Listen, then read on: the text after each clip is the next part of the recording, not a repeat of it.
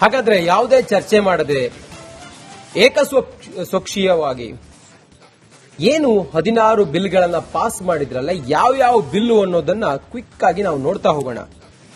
ಮೊದಲನೇದಾಗಿ ಅನುಮೋದಿತ ವಿಧೇಯಕಗಳು. ಕರ್ನಾಟಕ ಪಟ್ಟಣ ಮತ್ತು ಗ್ರಾಮಾಂತರ ಯೋಜನೆ ತಿದ್ದುಪಡಿ ವಿಧೇಯಕ 2026.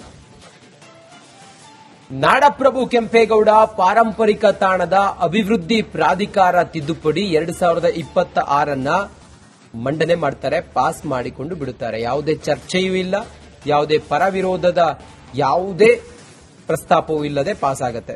ಕರ್ನಾಟಕ ಪಟ್ಟಣ ಮತ್ತು ಗ್ರಾಮಾಂತರ ಯೋಜನೆ ತಿದ್ದುಪಡಿ ವಿಧೇಯಕ 2026 ಕೂಡ ಈ ಬಿಲ್ಲು ಪಾಸ್ ಆಗಿದೆ. ಬೆಂಗಳೂರು ಅಭಿವೃದ್ಧಿ ಪ್ರಾಧಿಕಾರ ತಿದ್ದುಪಡಿ ವಿಧೇಯಕ 2026 ಇದನ್ನು ಕೂಡ ಸದನದಲ್ಲಿ ಯಾವುದೇ ಚರ್ಚೆ ಇಲ್ಲದೆ ಪಾಸ್ ಮಾಡಿದ್ದಾರೆ. 4ನೇ ವಿಧೇಯಕ ಕರ್ನಾಟಕ ಅಪಾರ್ಟ್ಮೆಂಟ್ ಮಾಲೀಕತ್ವ ಮತ್ತು ನಿರ್ವಹಣೆ ವಿಧೇಯಕ 2023 ಇದನ್ನು ಕೂಡ ಸರ್ಕಾರ ಪಾಸ್ ಮಾಡಿಕೊಂಡಿದೆ.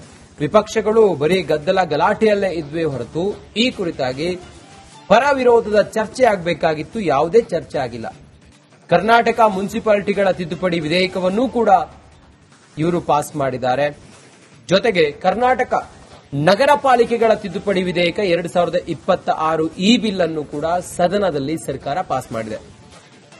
ಕರ್ನಾಟಕ ಕೈಗಾರಿಕೆಗಳ ಸೌಲಭ್ಯ ತಿದ್ದುಪಡಿ ವಿಧೇಯಕ 2026 ಇದನ್ನು ಕೂಡ ಈ ವಿಧೇಯಕವನ್ನು ಕೂಡ ಸದನದಲ್ಲಿ ವಿಪಕ್ಷಗಳ ಗಲಾಟೆಯ ನಡುವೆ ಸರ್ಕಾರ ಪಾಸ್ ಮಾಡಿಕೊಂಡಿದೆ.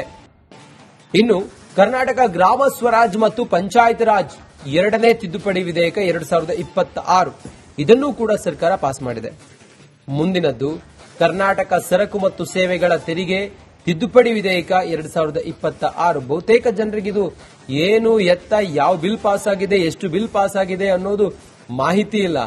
ಕೇವಲ ವಿಪಕ್ಷಗಳ ಪ್ರತಿಭಟನೆ ಹೊರತಾಗಿ ಬೇರೇನೂ ಕೂಡ ನಿಮ್ ಕಣ್ಣಿಗೆ ಕಾಣಿಸಲಿಲ್ಲ. ಆದ್ರೆ ಈ 8 ದಿನದಲ್ಲಿ 10 ದಿನದ ಕಲಾಪ, ಆದ್ರೆ 8 ದಿನಕ್ಕೆ ಮೊಟಕುಗೊಳಿಸಿದ್ರಲ್ಲ, ಆ 8 ದಿನದಲ್ಲಿ 16 ವಿಧೇಯಕಗಳು. ಅದರಲ್ಲಿ ಮುಂದಿನ ವಿಧೇಯಕ ಹೀಗಿದೆ ನೋಡಿ. ಕರ್ನಾಟಕ ಅಂಗಡಿಗಳ ಮತ್ತು ವಾಣಿಜ್ಯ ಕಾರ್ಯ ಸಂಸ್ಥೆಗಳ ತಿದ್ದುಪಡಿ ವಿಧೇಯಕ 2026 ಈ ಬಿಲ್ ಅನ್ನು ಕೂಡ ಪಾಸ್ ಮಾಡಿದೆ ಸರ್ಕಾರ.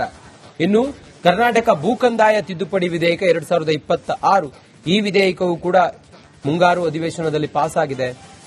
ಕರ್ನಾಟಕ ಸರ್ಕಾರಿ ಉದ್ಯಾನವನಗಳ ಸಂರಕ್ಷಣೆ ತಿದ್ದುಪಡಿ ವಿಧೇಯಕ 2026 ಈ ವಿಧೇಯಕಕ್ಕೆ ಭಾರಿ ಆಕ್ರೋಶ ಇದೆ, ತಮ್ಮ ಪಕ್ಷದಲ್ಲೇ ಅಸಮಾಧಾನ ಇದೆ.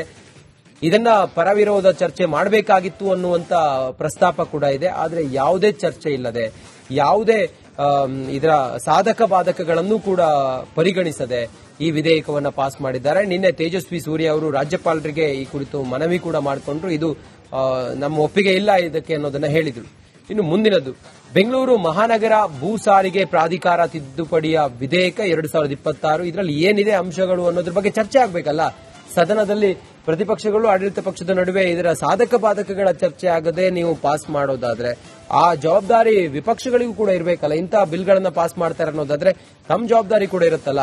ನೋಂದಣಿ ಕರ್ನಾಟಕ ತಿದ್ದುಪಡಿ ವಿಧೇಯಕ 2026, ಕರ್ನಾಟಕ ಸಕಾಲ ಸೇವೆಗಳ ತಿದ್ದುಪಡಿ ವಿಧೇಯಕ 2026, ಕರ್ನಾಟಕ ಧನ ವಿನಿಯೋಗ ವಿಧೇಯಕ 2026 ಒಟ್ಟು 16 ಬಿಲ್ಗಳನ್ನ ಈ 8 ದಿನದ ಅವಧಿಯಲ್ಲಿ ವಿಪಕ್ಷಗಳು ಪ್ರತಿಭಟನೆ ಮಾಡ್ತಾ ಇದ್ರೆ ಆಡಳಿತ ಪಕ್ಷ ಸಾಧಕ ಬಾಧಕದ ಚರ್ಚೆ ಇಲ್ಲದೆ ವಿಧೇಯಕಗಳನ್ನ ಈ ಬಿಲ್ ಅನ್ನ ಪಾಸ್ ಮಾಡಿದೆ. ಮುಂದಿನ ಹಂತದಲ್ಲಿ ಮತ್ತೆ ರಾಜ್ಯಪಾಲರು ಮತ್ತೊಂದು ಎಲ್ಲವೂ ಕೂಡ ಇದೇ ಇರುತ್ತೆ.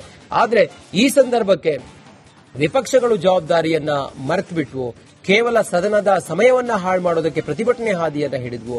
ಒನ್ ಲೈನ್ ಅಜೆಂಡಾ ಆಗಿತ್ತು. ಆದ್ರೆ ಆಡಳಿತ ಪಕ್ಷವೂ ಕೂಡ ಇದರ ಸೂಕ್ಷ್ಮತೆಯನ್ನು ಅರ್ಥ ಮಾಡ್ಕೊಳ್ಬೇಕಾಗಿತ್ತಲ್ವಾ ಅನ್ನೋದು ಪ್ರಶ್ನೆ.